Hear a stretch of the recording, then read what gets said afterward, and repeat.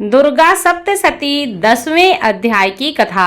नमस्कार भाइयों बहनों और मित्रों, जय माँ गायत्री। आप सभी का मेरे YouTube चैनल शुभकर माही अष्टों में स्वागत है। आज के इस वीडियो में सुनेंगे दुर्गा सप्तशती के 10वें अध्याय की कथा।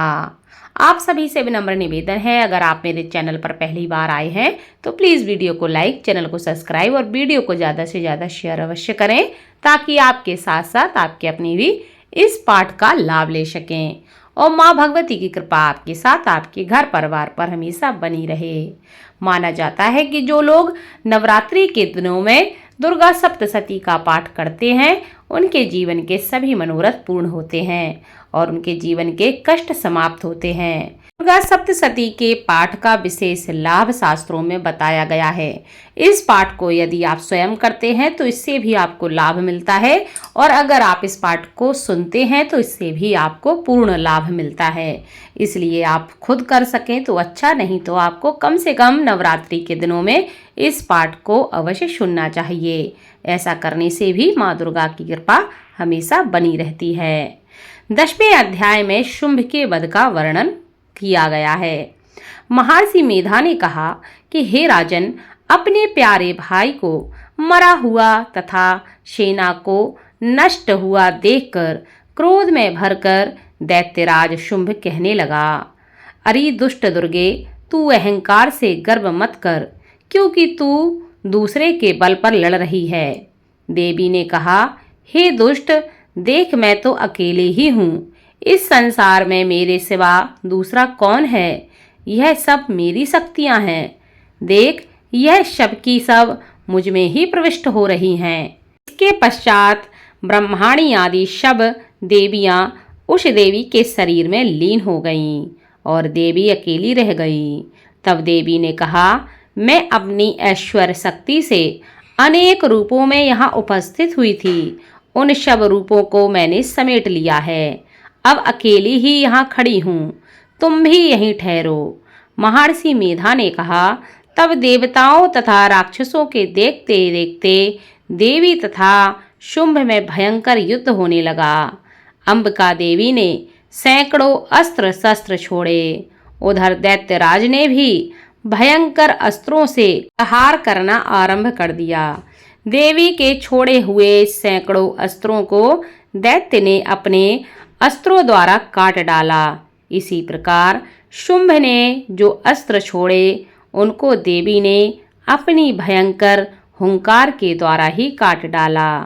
दैत्य ने जब सैकड़ों बाण छोड़कर देवी को ढक दिया तो क्रोध में भरकर देवी ने अपने बाणों से उसका धनुष नष्ट कर डाला। धनुष कट जाने पर दैत्यराज ने अपनी शक्ति चलाई, लेकिन देवी ने उसे भी काटकर फेंक दिया। फिर दैत्य चमकती हुई ढाल लेकर देवी की ओर दौड़ा, किंतु जब वह देवी के समीप पहुंचा तो देवी ने अपने तीक्ष्ण बाणों से उसके चमकने वाली ढाल को भी काट डाला। दैत्य ने देखा कि उसका घोड़ा मर गया, रथ टूट गया, सारथी मारा गया। तब वह भयंकर मुदगर लेकर देवी पर आक्रमण करने के लिए चला, किंतु देवी ने अपने तीक्ष्ण बाणों से उसके मुदगर को भी काट दिया। इस पर दैत्य ने क्रोध में भरकर देवी की छाती में बड़े जोर से एक मुक्का मारा। दैत्य ने जब देवी को मुक्का मारा तो देवी ने भी उसकी छाती में जोर से एक थप्पड़ मारा। थप्पड़ खाकर पहले तो दैत्य पृथ्वी पर गिर पड़ा, किंतु तुरंत ही वह उठ खड़ा हुआ। फिर वह देवी को पकड़कर आकाश की ओर उछला और वहां जाकर दोनों में युद्ध होने लगा। वह युद्ध देवियों और देवताओं को आश्चर्य में डालने वाला था। देवी आकाश में दैत्य के साथ बहुत देर तक युद्ध करती रहीं। फिर दैत्य ने उन्हें आकाश में घुमाकर पृथ्वी पर गिरा दिया। दुरात्मा दैत्य पुनः उठकर देवी को मारने के लिए दौड़ा।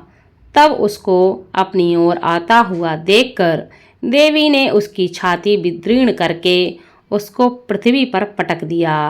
देवी के त्रिशूल से घायल होने पर उस दैत्य के प्राण पखेरु उड़ गए और उसके मरने पर समुद्र, द्वीप, पर्वत और पृथ्वी सब कांपने लगे। तदंतर उस दुष्ट आत्मा के मरने से संपूर्ण जगत प्रसन्न व स्वस्थ हो गया तथा आकाश निर्मल हो गया। पहले जो उत्पात सूचक मेघ और उल्कापात होते थे वह सब शांत हो गए। उसके मारे जाने पर नदियां अपने आप ठीक मार्ग से बहने लगीं। संपूर्ण देवताओं का हृदय हर्ष से भर गया। गंधर्वियाँ सुंदर गाना गाने लगीं, गंधर्व बाजे बजाने लगे, अप्सराएं नाचने लगीं, पवित्र वायु बहने लगी, सूर्य की कांति स्वच्छ हो गई, यज्ञशालाओं की बुझी हुई अग्नि अपने आप प्रज्वलित हो उठी तथा चारों दिशाओं में शांति ही शांति फैल गई। इस प्रकार माँ दुर्गा ने शुंभ का वध किया और देवताओं को उससे मुक्ति दिलाई। इसी के साथ 10वें अध्याय की कथा संपन्न हुई। 11वें अध्याय की कथा आपको अगले अध्याय में सुनने को मिलेगी। धन्यवाद। इस वीडियो को ज़्यादा से ज़्यादा शेयर करें ताकि आपके साथ साथ आपके अपने भी इस पाठ का लाभ ले सकें और माँ भगवती की कृपा आपके साथ आपके घर परिवार पर हमेशा बनी रहे। जय माता दी।